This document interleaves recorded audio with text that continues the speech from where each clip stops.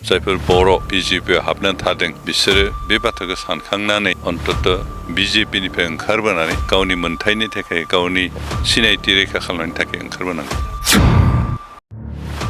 बे बिजेपिआ जेथिया काउन्सिलनि सरकार सलायनो खाबु मोनगोन अब्ला बिथांमोना बेवहाय 6 सिडिउलखौबो स्क्रेप खालामनायनि पसिबिलिटि दं। कनस्टिटिउसना दानाय 6 सिडिउलनि बेबस्था बेखौनो फोजोबनानै जेनेरेल खालामजोबनो हागौ। बिजेपिनि district state president Dilip Saikia बिथाङा बुंदों जे मोनसे जायगायाव मारै मोननै आयेन थानो हागौ। जों 6 सिडिउलाव बेखौ 6 सिडिउलखौ माला खालामनाय जायो, माला इमप्लिमेन्ट खालामनाय जायो?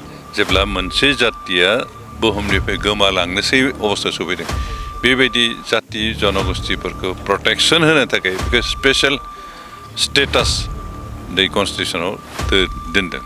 बे बेल ब्लक आरो 6 सिडिउल बे मोननैबो आयेना जोंनि बेवहाय इनटेक्ट थागोन, बेखौ रावबो भायलेट खालामनो हाया। खारन बे कनस्टिटिउसनाव गायसनजानाय मोनसे प्रभिजन आरो बेखौ भायलेट खालामोब्ला बेयो हयथ' एगेन्स्ट द कनस्टिटिउसन एगेन्स्ट द ल जाहैगोन। दिनै बिजेपिआ मोनसेनि उनाव मोनसे काउन्सिलखौ गाग्लोबबोगासिनो दं। बिटिसि ओनसोलखौ गाग्लोबनायनि मोनसे मन'भाबा बिथांमोना थागोन। जों सोरबा पार्टिनि बिग ब्रादारहुडनि जिथु मन'भाब बेखौ गिनानै जे फावसायना थागोन बे नङा। जों रावखौबो गिया। बिजेपिआ हारसिं गेलेनो नागिरनायाव जों गिनायनि कुइसन गैया, जों रावखौबो गिया। थांनाय बारावबो जों बिजेपिजों लोगोसे गेलेयाखै। बिजेपिआ हारसिं इउपिपिएलआ हारसिं गेलेदों। खिन्थु मोननैहाबो बिजेपिहाबो सरकार दानो थाखाय जिखिनि नाम्बार नांगौ बेखिनि देरहानो हायाखैमोन, इउपिपिएलआबो हायाखैमोन। बेनिखायनो ज' जालायनो सरकार सालायबाय। बेनिखायनो सरकारजों ज' सालायदों पार्टि हिसाबै निजा साननाय हनाय निजा निति आरो आदर्श दंखायो, बे मथे जों खामानि मावगोन।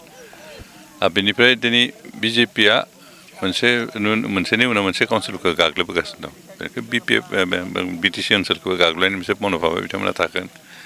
बे बिग ब्रादार एटिटिउडआ बिथांमोना अरायबो थागोन। खिन्थु हेबुलि जों सोरबा पार्टिनि बिग ब्रादारहुडनि जिथु मन'भाब बेखौ गिनानै जे फावसायना थागोन बे नङा। जों रावखौबो गिया।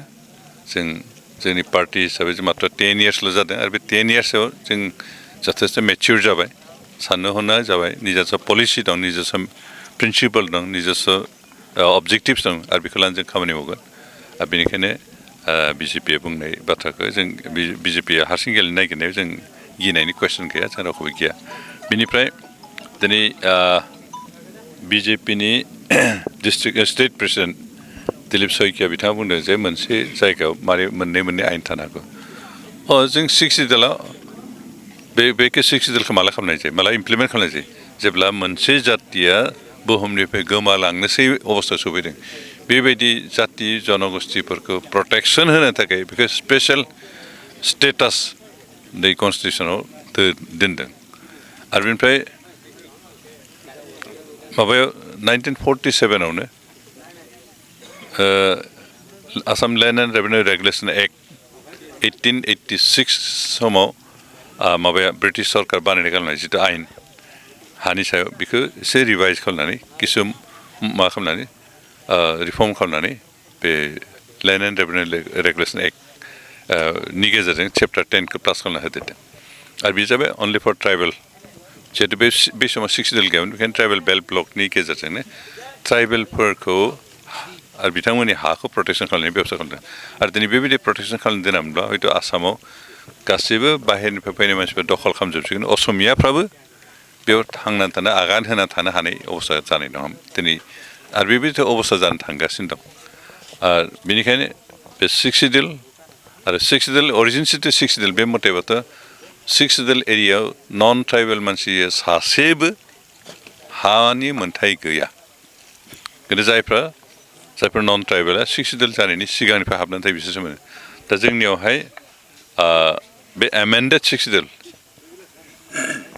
बिनिखायनो बेवहाय नन ट्राइबेलफोरखौबो मोनसे लेन्ड राइट होनाय जादों। स्पेसियेलि 2003 हालागै जायफोर नन ट्राइबेला बिटिसि ओनसोलाव हाबनानै थाखाबाय बिसोर आरो बिसोरनि गथ' गथायफ्रा 6 सिडिउल एरियायाव बेखौ बिटिसि ओनसोलाव हा मोनगोन। खिन्थु बाहेरनिफ्राय फैनाय नन ट्राइबेला बिथांमोना खुनु दिन हा मोननाय नङा।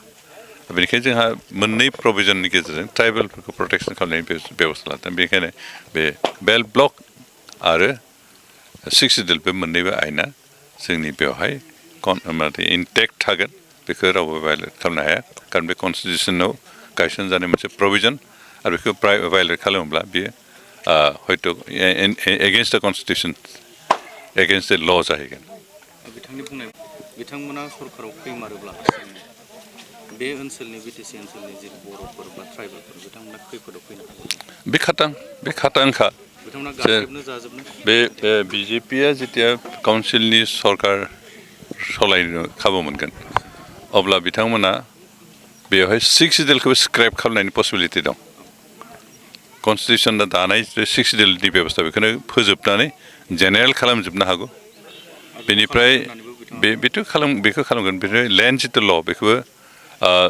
डिजल्भ खालामजोबनानै मोनसे गोदान लेन्ड ल' लाबोनानै बे ट्राइबेलफोरनि थाखाय जिथु स्पेसियेल स्टेटास दोन्दोंमोन बेखौबो गैया खालामनो हागौ बेनिफ्राय ट्राइबेलफ्रा गासिबो हानिफ्रायनो खारनो गोनां जानो हागौ एभिक्टेड खालामजानो गोनां जानो हागौ बेबायदि अबस्था सफैगोन आरो बेल' नङा जोंनि नैबेखिनि ओनसोलाव ट्राइबेल नन ट्राइबेल मोनसे क्लेश जानायनि पसिबिलिटिया फैगोन आरो बेखिनिखौ लाबोगोन आरो बेबायदि लाबोयोब्ला दिनै जायफोर बर' बिजेपिआव हाबनानै थादों बिसोरो बे बाथ्राखौ सानखांनानै अन्तत बिजेपिनिफ्राय ओंखारबोनानै गावनि मोन्थायनि थाखाय गावनि सिनायथि रैखा खालामनायनि थाखाय ओंखारबोनांगौ